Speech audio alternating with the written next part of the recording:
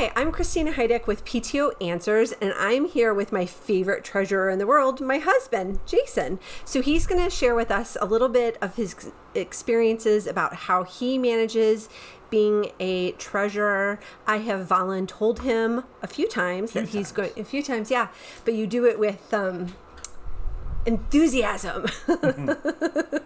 He has really helped to streamline my own PTO unit's money management, and he has a financial background, so that's why I keep volunteering you, because you're so good at it.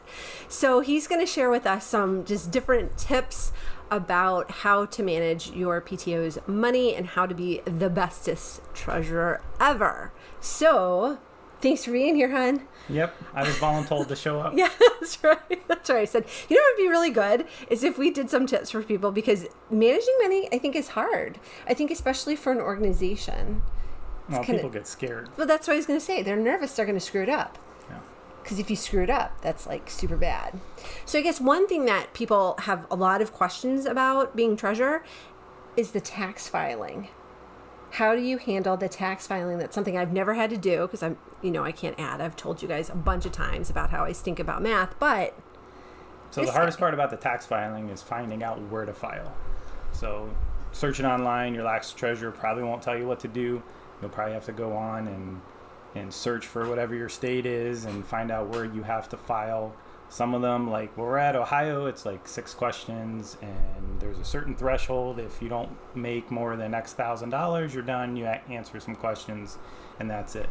If you make over so much, it'll ask you a couple more questions you'll have to go through, and then you complete the filing. But just remember, the local PTA is just a sub-filing of the state. The state's the one that's really filing the taxes.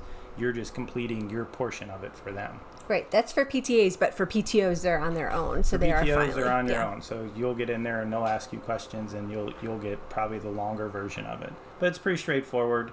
You just have to kind of know how much money you brought in last year, how many people are in your organization, how many officers you have on your board. It could be 10, it could be 3, but they're pretty easy questions. There's not anything complicated. It's more complicating finding the form than actually completing the filing. Okay, great. Well, that's great. And I think it only takes like 15 minutes maybe? Yeah, not even, especially if you don't make a ton of money, which probably 90% of the schools out there probably don't make enough money to qualify for the over threshold part of the filing. It's the 990 easy, right? Yeah, something like that. Yeah, I still get emails from previous schools, so I'm obviously still have my email out there somewhere. I think that's just a state peculiarity. It just keeps it on there.